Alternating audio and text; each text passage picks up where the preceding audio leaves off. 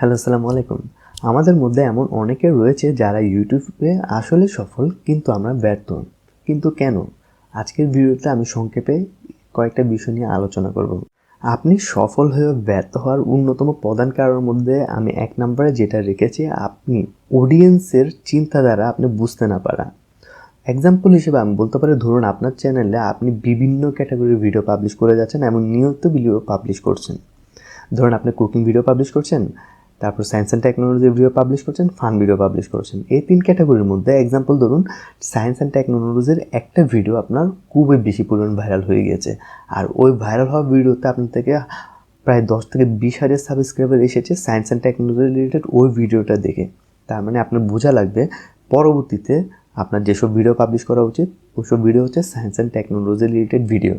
এরপরেও এত সাবস্ক্রাইবার আসার পরেও আপনি যদি ফানি রিলেটেড ভিডিও আর কুকিং রিলেটেড ভিডিও যদি পাবলিশ করে থাকেন, তাহলে আমি বলবো কি আপনি ইউটিউবে সফল হয়েও একজন ব্যর্থ।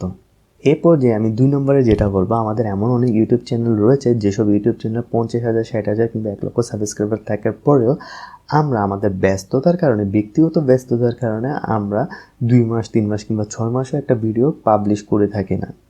আর এই পাবলিশ না করার কারণে আমাদের ইউটিউব চ্যানেলটা ডাউন হতে হতে এমন পর্যায়ে চলে যায়, যখন একটা নতুন চ্যানেল ক্রিয়েট করা হয় ওই চ্যানেলের অবস্থা যেমন থাকে, আপনার ওই র্যাঙ্কিং করা চ্যানেলের অবস্থাও ঠিক সেম থাকে।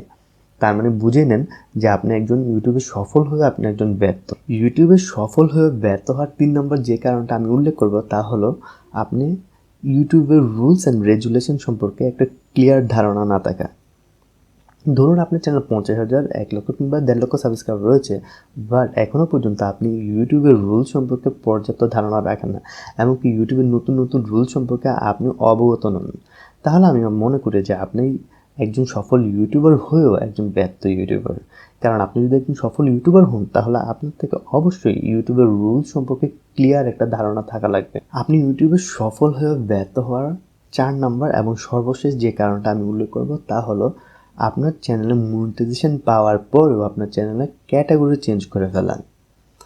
আপনি যদি আপনার চ্যানেলে মনিটাইজেশন ইতিমধ্যে পেয়ে থাকেন, আর ইতিমধ্যে পাওয়ার পর আপনার আরেকটা ভিডিও, পূর্বের ভিডিও রয়ে যাওয়া, যেমন ধরেন আপনার চ্যানেলটা সায়েন্স অ্যান্ড টেকনোলজি থেকে মনিটাইজেশন পেয়ে গিয়েছেন, বাট আপনার চ্যানেল দেখলেন ওই সায়েন্স অ্যান্ড টেকনোলজি রিলেটেড ভিডিওগুলো তেমন একটা ভিউ হচ্ছে না, বাট তার মধ্যে মাঝখানে একটা ফানি ভিডিও খুব বেশি ভাইরাল হয়ে গিয়েছে। আর আপনার ওই ফানি ভিডিও ভাইরাল হওয়া দেখে আপনার চ্যানেল ক্যাটাগরি চেঞ্জ করে ফেললেন। আর যদি এই কাজটা করে দেখেন, তাহলে আমি মনে করি যে আপনি আসলেই ইউটিউবে সফল হয়ে একজন ব্যর্থ ইউটিউবার। আজকের ভিডিওটা এ পর্যন্ত। যদি ভালো লেগে থাকে অবশ্যই আমার চ্যানেলকে সাবস্ক্রাইব করে পাশে থাকা বেল আইকনে ক্লিক করে দেবেন পরবর্তীতে এমন আরও অনেক ভিডিও পাওয়ার জন্য। আসসালামু আলাইকুম, ভালো থাকবেন।